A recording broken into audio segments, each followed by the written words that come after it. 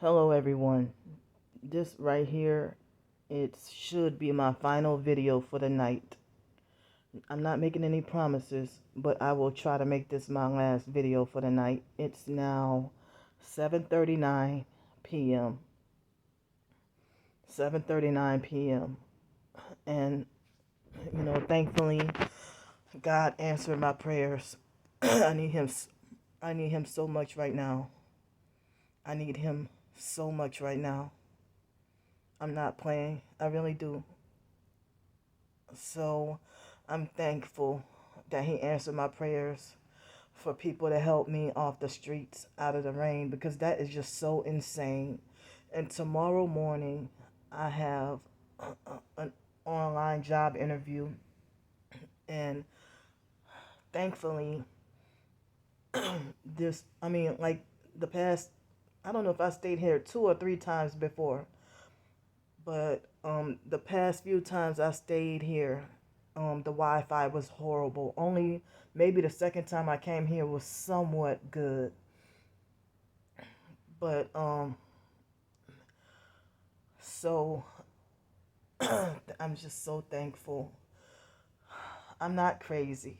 I'm letting y'all know I'm not crazy. I just need you perps to narcissistic perps to back off, mind your business, and leave me alone and stop trying to push me. Y'all know what y'all doing. Trying to push me over the edge. So I am sick right now. And this is the sickest I've been or felt. And I can't even remember how long. I can't even remember when the last time I've been this sick.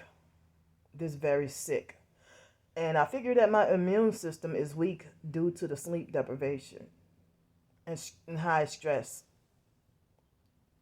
So I'm going to try my best to be cool, calm, and collected in this video.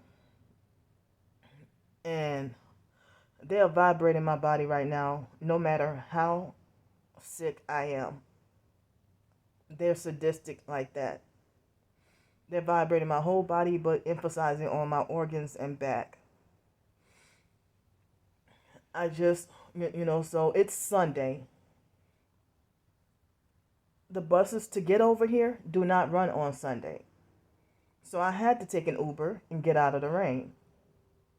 I had to, So that is not just wasting other people's money. I got over here and I'm protected and safe from the rain.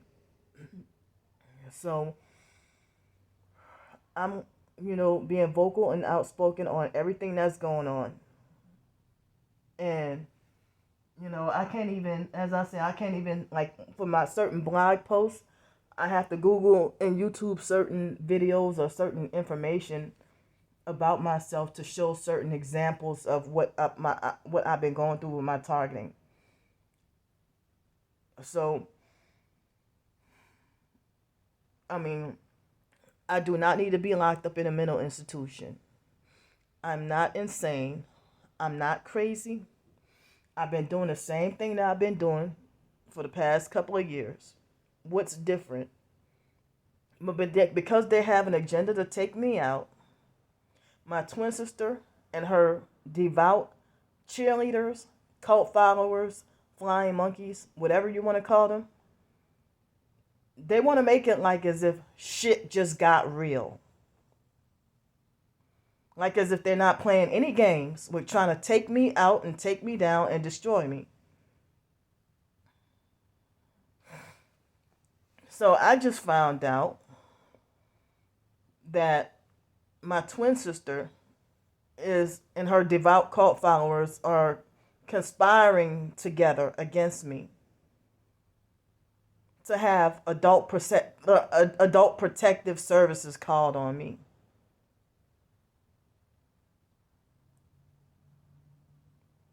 And as I said, I need if y'all care about me, I need all the prayer in the world.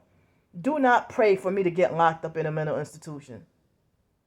Do not pray for me to just get mentally well or get my head together. Or do not pray for me to get therapy and mental health help. Pray for my soul. that the enemy does not attack my soul. Pray for my soul. Pray for my salvation. Pray for my repentance of my sins. I've been doing it too. Pray for me to be a better Christian. But then they mock and laugh at me and tell me your religion is not working. How's that Christianity working out for you? Yeah, when they want to try to beat me into submission to try to get me to sell out. How is that Christianity working for you? I told you that your religion is not working, or your way of doing things is not working. So, I don't know what y'all know. I mean, I don't know if y'all know what it feels like to be over, like, it's May 22nd, for me to be probably about 20 days sleep deprived. Well, not total. It's not where I had 100% total sleep deprivation like what happened in 2017 twice. I went 18 days without getting to have any sleep at all. And I was trying to figure out what was going on. I figure it was I didn't find out till later it was the directed energy weapons and the gang stalking. And they use noise campaigns and noise harassment. When I'm sleep deprived, it makes me extra hypersensitive. I'm already super hypersensitive. I do not know if they microchip me against my will or not. I don't know. I don't have any concrete proof that or any verifiable proof that I'm microchipped against my consent. But I am hypersensitive because of some kind of experimentation that they did to me in foster care. Or maybe post foster care. But I've been targeted since foster care. And so I'm keeping the light on so I can control the time of how long I talk, because I'm trying to I don't want to talk too long, but I felt like I needed to get my emotions and my feelings out right now at the moment, so that I can have that release and go to bed and rest and just have like a burden lifted off of me. But if I didn't do it, and no matter how sleep deprived and tired I am, I came on here, I need sleep. But, I came on here, I'm sleep deprived and tired. And as I said, no matter how sleep deprived and tired I am, no matter how sleep deprived and tired I am, I gave myself the thought for the strength to come on here and express my feelings about what's going on. Hopefully that's just threats. And I have to remember, I will not fear what man will do unto me. And to think, I think it's Isaiah 54:17, the fake IDMR cult, excuse me, I don't have any memory of them quoting the scripture, no weapon formed against thee shall prosper. I never heard of that scripture until the fake Hell's Way Church. In Romans 3 and 23 and 6 and 23. And so when I had the incident in the middle of the night, I was sleep deprived and couldn't sleep. I already knew things was getting worse. So the instant, I have been hearing the noise campaign like in the middle of the night, and for over an hour and a half total, probably longer than that, probably 2 hours. And people say that sleep deprivation is similar to drunkenness. You can't even drive a car. I can't cook food being sleep deprived. Me being sleep deprived, I barely had the strength to walk up these stairs. And I end up with more loss of balance. And I end up slipping and saying things incorrectly by accident and don't mean to say certain things. So they keep you sleep deprived as an interrogation and like a CIA mind control torture tactic. And they figured that if they got you sleep deprived or any kind of deprived, MK Ultra, if they got you deprived, food, sleep, whatever, they can capture you. Remember, and there was the hotel manager. He was telling me today, he helped me feel some better, because I remember when I first met him, and I don't think it was my first time here. I think it could have been my second or third time here. And I don't know if he was just having a bad day, but I had a sour feeling about him, and I thought he was just a rude, mean, narcissistic abuser. And so today, I had I had my guard up and was expecting for him to be an asshole today. But thankfully, luckily, he was nice and respectful to me today. And so, he got me checked in and he admired the shirt that I was wearing earlier today before I took my shower. He admired the shirt. I said, well, guess where I got it from? He said, where? I said, well, no, nothing but Walmart. And he was like excited. And he said that just him seeing me wear that shirt made his day. So then he was telling me a lot about, the Bible and the New Testament and stuff. And it seemed like he had like a very humble and repentant heart. And you know what? God, this must be God doing this, because I prayed and prayed, I prayed and prayed, for help. Out of the rain. And, that man, he seems like he has a very repentant heart. It seems like he's been through a lot too. And as sleep deprived I was, I was just ready to just hurry up and get up in here and get me some rest. But, I stayed and I felt like I needed to listen to that. And so I had a rough day, been a rough month for me. And so I got up here. I do not feel hungry right now. I don't want to eat. So I guess if you feel sick enough, I guess you will automatically fast if you don't even have an appetite. So I ate twice earlier today, breakfast and lunch. And with some of the panhandle money from yesterday on the streets. And somebody bought me dinner yesterday, and it seemed like, that's what I got to do. When I'm in this predicament, I have to walk up to a random stranger and, ask them for change to spare for food to eat. Or if they can, I'll be straight up. I'll be like, excuse me, I'm sorry to bother you, but do you have any change to spare for food to eat? And if most of the time, over 80% of people ignore me or they blow me off and act rude and aggressive, and then me being heavily surveilled and gang stalked while I'm panhandling, or, and I'll say about 15% of the people are nice and polite, but they say, I'm sorry, man, but I don't carry cash. Thank you. And 5% of people will help you. So, to help you eat. And sometimes they'll let you, and I be trying to not be too greedy, and I be trying to not spend too much, and I be like, well, how much you want me to spend? And they're like, just go ahead, sky's the limit. I'm like, but I'd be like, I don't want, you take all your money or use all your money. So I be trying to get the cheapest thing, trying to not spend so much. But Friday, at gallery night, I was panhandling, asking for money for food, for dinner.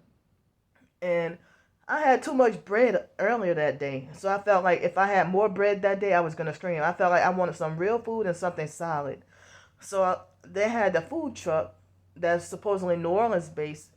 And I was able to get the lady let me get the seafood plate, the crawfish pasta plate. And I was disappointed because, being from New Orleans, I don't even think those people were from New Orleans. But how you going to have like some crawfish pasta that has no flavor? But the potato salad wasn't that bad. And they gave a dinner roll. And then the green beans with tiny little pieces of ham was unbearably too salty. But as I said, the pasta was no flavor at all. But when I went by Trisha's house that Friday, um, May 6th, in my hometown, New Orleans, in Gretna, we went to Rouse's, and that was about the freaking best crawfish pasta. I don't even eat crawfish pasta that much, I like it, but it was like the doggone best cheesy crawfish, like just, oh man, like the flavor, just everything, just good enough that you would have thought I was still on them psych medications again, you know. And I felt like, well, I wish I would have had like enough more for the next day. It was so good, and I wish I could have something like that again. But I felt like I wanted something solid, and then they had a reduction. They didn't have as many food trucks at Gallery Night this past Friday like they usually do. They had what looked like maybe about 3 or 4, rather than probably like 20 or something. I don't know, 15, 20, I don't know. But they usually have a lot more food trucks out there for Gallery Night. And then I talked to those 2 ladies Friday night, and told them what I'm going through. The moment I told them about the gang stalking, they jetted out of there. They had to go. But yeah. I mean, some people who don't know about gang stalking, I mean, yeah, I know you got to be careful who you tell and stuff. But, but anyway. So I came up here. I think, like, I feel extremely sick. So I think I have a fever and congestion. I haven't had a fever in in a while. I think it feels like I have a fever. My internal body felt so cold, and my external body my skin felt hot.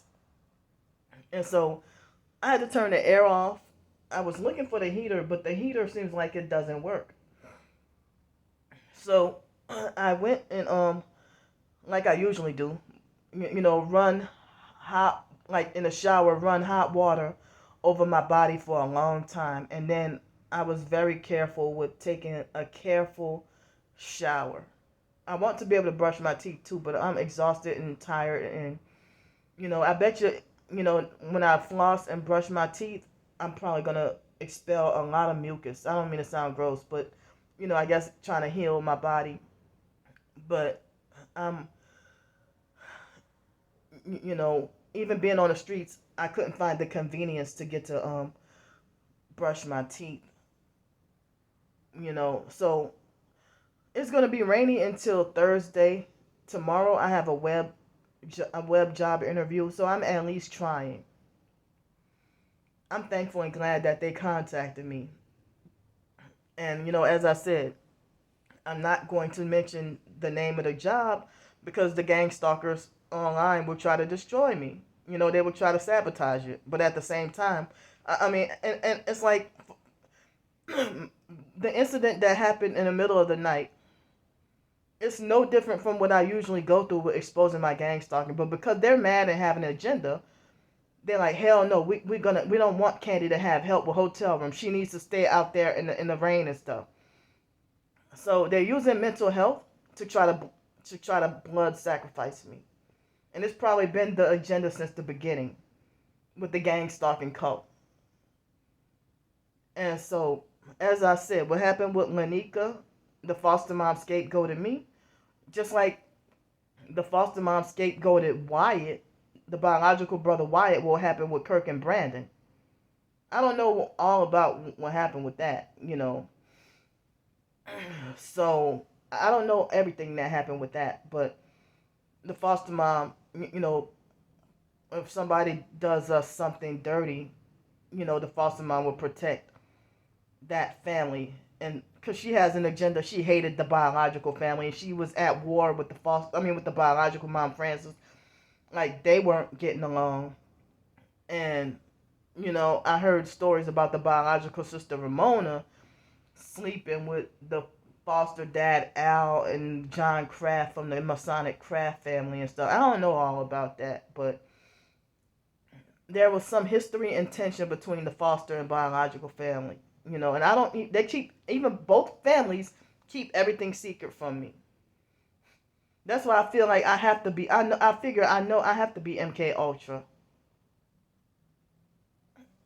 and so and then me and my twin sister, we are twins. MK Ultra mind control twinning, and we were victims. And I was trying to wake my twin sister up, and it's gonna take for me to die, or is she that cold hearted that if I die, then she'll be like, "Oh well, farewell," and I'm glad you're dead.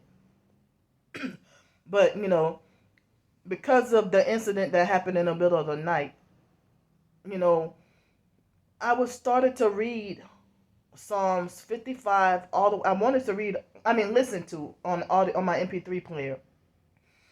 I started to listen to Psalms 55 and I wanted to stretch it to the 70, but I may have read 55 through 60, but I don't remember. And me going through what I'm going through, the last time I listened to the Bible was at Trisha's house, and that probably was around once. And I know I'm sad for that. But I've been trying to battle to get closer to God, and I was listening to the Psalms 56, I think, or is it Psalm? Yeah, I have to go back at 56. I mean, a lot of the Psalms it speaks against what gang stalkers do to us.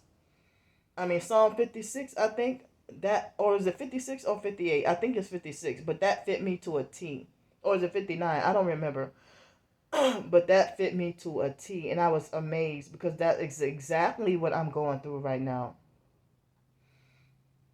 so, and so the noise campaign happened when I was listening to the Bible. And then it got louder and worse, and I just had to confront them because the torture, you cannot ignore what's unbearable. But I don't even know why, after I exposed what Trisha did, why did my twin sister and her cult followers, why did they jump in and meddle? And now they're all ganging up on me really hard. And some of the older perps that left me alone last year, they resurfaced and they're back to harassing me. If you used to be targeted, you must be mind controlled and become a perp now, because now you're going with the defending the mental health narrative when real targeted individuals would avoid the mental health system like the plague. They would not believe in it. They know it's mind control. They know it's satanic. And, you know, narcissistic abusers, they use mental health as a weapon. Not that they truly care about you. Because if my twin sister truly was concerned about me, she wouldn't be thumbing down all my videos. She wouldn't be trying to discredit me. She wouldn't bully, harass, and laugh at me and call me names. She wouldn't be trying to turn people against me.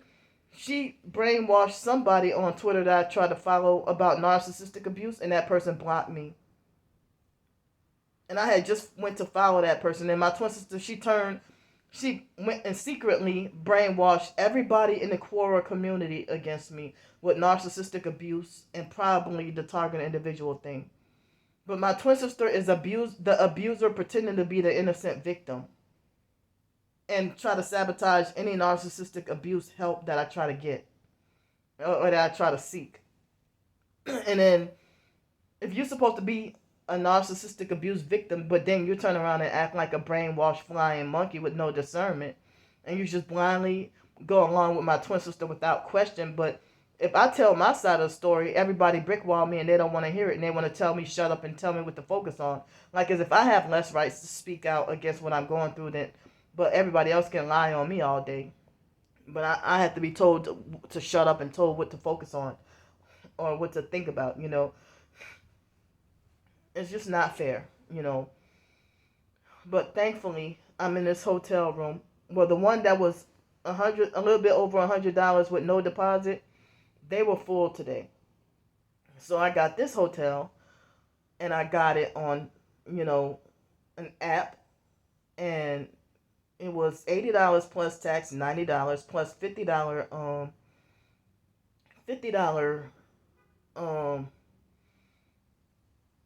deposit instead of 100. But that deposit I could be using, the $50 deposit I can use, you know when I get it back, I can use that towards, sanitary pads, or, I can use it, towards hygiene, sanitary pads, and trash bags to protect myself when I got to be on the streets and stuff, or food to eat and stuff.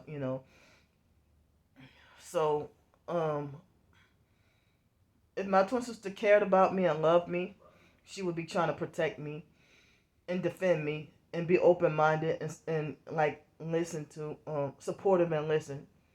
But my twin sister speaks about loyalty when she was never loyal towards me since day one. Never. So how can she talk about me being not loyal to anyone when she was never loyal to me, and we're the closest thing. And it's like I'm trying very hard to be strong enough to not hate and trying to be repentant. But as I said, they want to conspire to call adult protective services on me. I'm warning y'all, if I disappear or if y'all don't hear from me, I'm either locked up in a mental institution, jailed, or dead. And does anyone care? No, people want to silence my cries for help, but pretend to be pretend to be a faithful, loyal friend. You know. So they pretend to be a faithful, loyal friend, but it's not supportive when I tell when I'm suffering, what hurts my feelings, or what I'm going through, and all you can say is block and move on. But then we get into an argument, and the first thing you do is flock to my twin sister and start giving her the support that, as a real TI, you should have been giving me. But that's how I know you fake and been fake. Fake loyalty. So I need help with hotel room, and as much as I can get.